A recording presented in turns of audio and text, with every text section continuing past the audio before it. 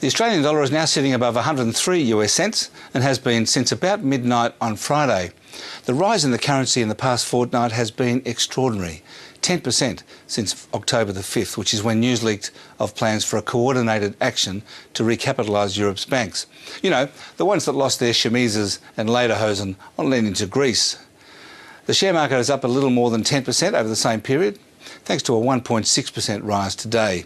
Rio Tinto jumped 2.5% after announcing its big aluminium restructure and sale, and Telstra went up 1.5% ahead of tomorrow's momentous shareholder meeting, where they'll decide whether to approve the $11 billion NBN deal. Here's what happened in the US and Europe on Friday, and you can see Italy led the way because it's the country with the most to gain from a conclusive deal to solve the debt crisis there.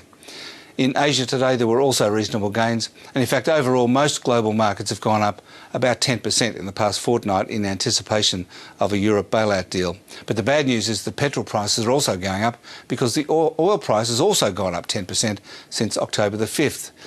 The national average price is now 145.8 cents a litre, the highest in 5 months. To finish tonight, a couple of charts showing what the Occupy Wall Street protests are all about. First, the average CEO salary as a multiple of the average wage. Between 1960 and 1980, it averaged 50 times. It got up to 500 times in 2000 and is now about 350 times. And this is a graph of the income of the top 1% of earners in the US as a percentage of total US income from 1913.